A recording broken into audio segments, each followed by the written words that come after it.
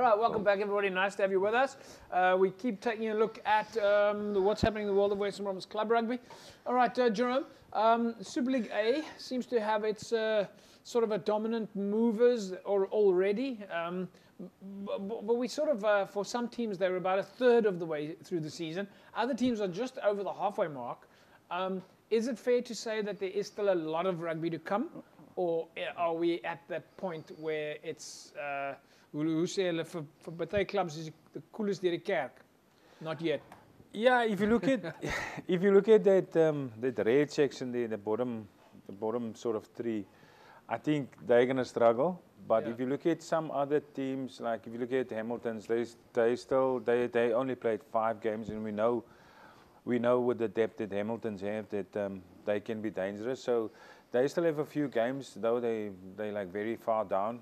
But I think it's still challenging. There's a lot of clubs that's like quite equal. So still, Alistair, same question. Still too early to tell. Yeah, 7 games, a lot of games. Yeah. You win all 7. I think it's 48 points. If I'm not, was it 48? 28 points. 28. Yeah. You know, then suddenly you end up in the top 4, and top 6. Is it a question of is it a question of just aim for 6th position on the log? Like, that's your goal. Which means that for a lot of those teams, another 8 games to go still, and you just need to get into that 6th spot. Look, I think it depends on you and your club. Like, you can take the pressure off yourself and aim to try and make the top 6, whether it's 1 to 6. Because when it comes to knockout rugby, it's a different ballgame. Yeah. You know, the pressures of knockout rugby is totally different to your league. Yeah. So do you put yourself under pressure to end number 1? Or do you say, okay, cool, I can end 5th or 6th, but I can still, win the competition? But is there something to be said for, if you're always aiming to be number 1, you breed a winning habit? You breed winning culture, maybe. All right, folks, do you want to jump in, Jerome? Yeah, no, it's winning becomes a habit. Yeah. So it is tough. Like Alistair say, it can happen on the day. But if you used to win and you've got confidence in your players with confidence and they trust in the coach, it's tough to beat their top sides. I love it. All right, folks, here we go. This is Unil Kuilsriver. Unil had home ground advantage. Let's take a look.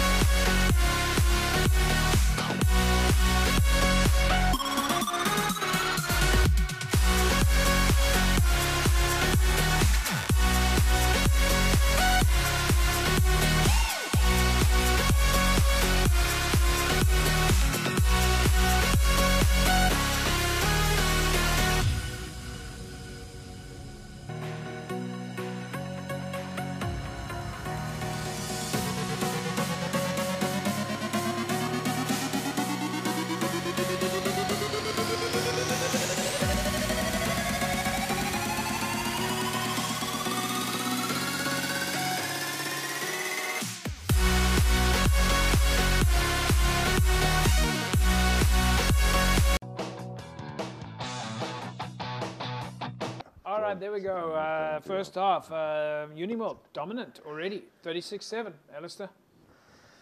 Yeah, look, It's a hard road. Yeah, I think it's it's a bit grey at Kuilsriver at the moment. I mean, 28-7 down. Yeah. In the first half already.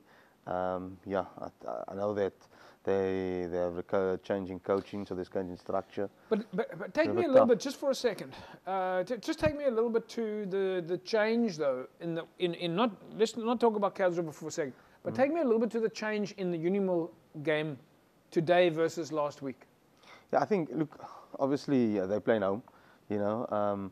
They're above Kuilsriver. It's actually a crunch game for both teams. Yeah. Both teams need to win to get out of that bottom 4, bottom 5 section. You know, Unil playing at home with their supporters behind their back, playing a much more direct game. You know, they're much more physical, much more dominant up front. And I think, yeah, that's what's pulling them through. All right, I'm going to come to Jerome. I'm going to come to you after the second half. Let's take a look here. This is Unimol's second half, Kuilsriver.